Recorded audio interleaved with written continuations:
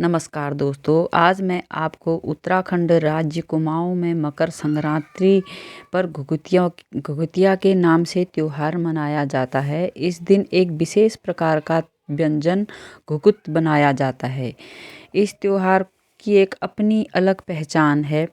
इस त्योहार को उत्तराखंड में उत्तरायणी नाम से मानते हैं और गढ़वाल में इसे खिचड़ी संक्रांति के नाम से मनाया जाता है। यह कौओं को विशेष प्रकार का व्यंजन खिलाने का एक अनोखा त्योहार है। उत्तराखंड के कुमाऊं के अलावा शायद ये कहीं नहीं मनाया जाता है।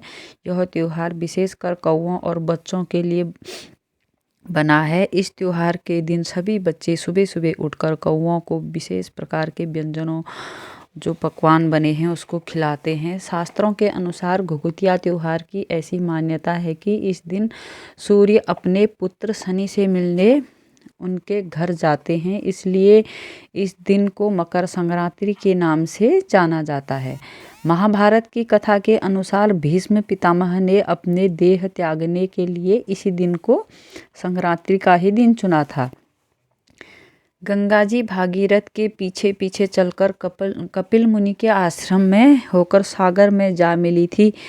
साथ ही साथ इस दिन से सूर्य उत्तरायण की ओर प्रस्थान करता है। उत्तर दिशा में देवताओं का वास भी माना जाता है, इसलिए इस दिन जप तप दान स्नान श्राद्ध तर्पण आदि धार्मिक क्रियाकलापों का विशेष महत्व है। वीडियो को पूरा देखें, पीछे से पूरी कहानी है कैसे उत्तराखंड में ये त्यौहार मनाया जाता है और क्यों मनाया जाता है। अगर आपको मेरी वीडियो पसंद आए तो लाइक करें, सब्सक्राइब करें और देखते रहें। हमारे घुघुत भी बन रहे हैं, देखते जाएं वीडियो में। ऐसे बनाते हैं हमारे वहाँ घुघुती।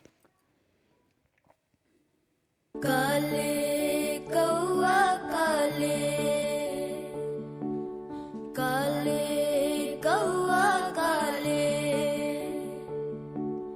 पूस की रोटी मांग में खाले काले। उत्तराखंड के कुमाऊं मंडल पे अभी इन दिनों मकर संक्रांति की बड़ी धूम रहती है। इसको हम घुघुतिया के नाम से भी मानते हैं। इस त्योहार की एक अलग ही पहचान है और त्योहार का मुख्य आकर्षण होता है कौवा। बच्चे इस दिन बनाए गए घुघुते कौवे को खिलाकर कहते हैं, काले कौवा काले घुघुती माला खा ले। इस त्योहार को क्यों मनाया जाता है, ये हमारे प्रचलन में कब से आया, इसी से संबंधित मैं आपको बात बताना चाहूँगा। बात है उन दिनों की जब कुमाऊं में चंद्रवंश के राजा राज करते थे। राजा कल्याण चंद की कोई संतान नहीं थी, उनका कोई भी उत्तराधिकारी नहीं था। तो उनका मंत्री सोचता था कि उसके बाद शायद ये राज्य मुझे ही मिलेगा। तो इसी क्रम में एक बार राजा कल्याण चंद पत्नी के साथ बागनाथ मंदिर में गए और संतान के लिए प्रार्थना की। बागनाथ की कृपा से उनका एक बेटा हो गया जिसका नाम पड़ा निर्भय चंद। निर्भय चंद को उसमें माँ प्यार से घुघुती बुलाती थी। घुघुती के गले में एक मोती की माला थी जिसमें घुंघरू लगे हुए थे। इस माला को पहनकर घुघुती बहुत खुश रहता था। जब वो किसी बात पर जिद करता था तो उसकी माँ उससे कहती थी कि जिद न कर, नहीं तो माला कौवे को दे दूंगी।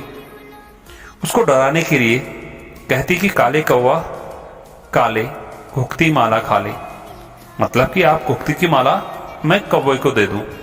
यह सुनकर कई बार कौवा आ जाता था, जिसको देखकर घुघुती जिद करना छोड़ देता था। जब मालिक के बुलाने पर कौवे आ जाते थे तो उनको कोई चीज माँ खाने को भी दे देती थी।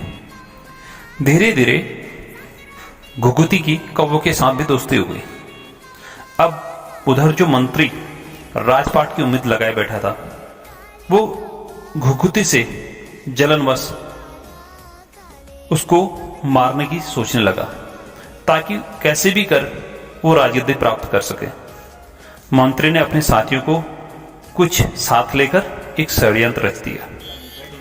एक दिन जब घुघुती खेल रहा था तब वो उसे चुपचाप उठाकर ले गया और वो जब जंगल की ओर ले जा रहा था, उसकी मंशा थी कि घुघुती को मारकर कहीं फेंक दिया जाए।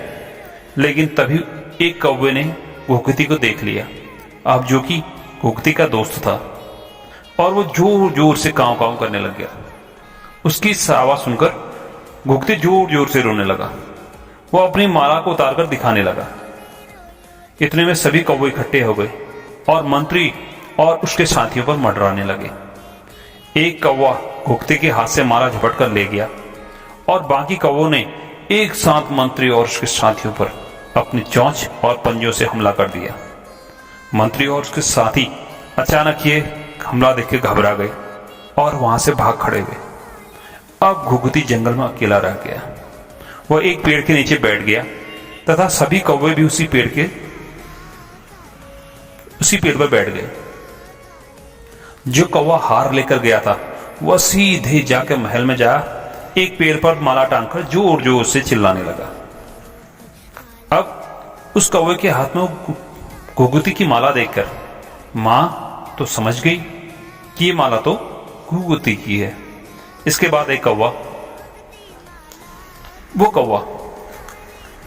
मां को समझाने लगा कि घुघती अभी खतरे में है। तो मां भी समझ गई कि ये माला इस कौवे के पास है, तो कुछ न कुछ बात इसको पता है। इसके बाद वो कौवा एक डाल से लेकर दूसरी डाल पर उड़ने लगा। सबने अनुमान लगाया कि कौवा शायद घुघती के बारे में कुछ जानता है। राजा और उसके घुड़सवार कौवे के पीछे पीछे लग गए। कौवा धीरे धीरे आगे बढ़ता रहा और घुड़सवार उसके पीछे पीछे लग गए और वह जाके सीधे उसी पेड़ में बैठ गया जहां पर घुघती सोया हुआ था। तो राजा ने अपने बेटे को उठाया और गले से लगा लिया और बहुत खुश हुआ कि घुघती सलामत था और उसे लेकर घर लौट गया। और घर आने पर उसकी मां के तो जैसे प्राण लौट आए। तब मां ने घुघती से कहा, अगर ये माला नहीं होती तो शायद आज घुघती जिंदा भी नहीं होता। राजा ने मंत्री को मृत्युदंड दे दिया। अब घुघती की मिल जाने पर मां ने कई पकवान बनाए और उन पकवानों को घुघती से बोला कि अपने दोस्तों को बुलाओ और उन कौवों को खिलाओ। तो घुघती ने कौवों को बुलाकर खाना भी खिलाया और कई कई पकवान भी उनको खिलाए। धीरे धीरे यह बात सारे कुमाऊं में फैल गई और इसको बच्चों के त्योहार का रूप दे दिया गया।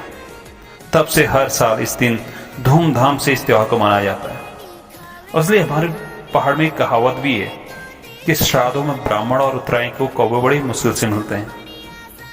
मीठे आटे से बनाया जाने वाला यह पकवान, जिसे घुघती नाम दे दिया गया, इसकी माला पहनकर बच्चे मकर संक्रांति के दिन अपने गले में डालकर कौवों को बुलाते हैं और कहते हैं, काले कौवा काले घुघती माला खा ले कौवा भात मैं के दे सुनक थात, ले कौवा लगड़ के मैं के दे भेबनो दगड़,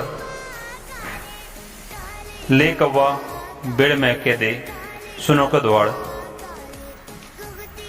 काले कौवा काले घुघती माला खा ले।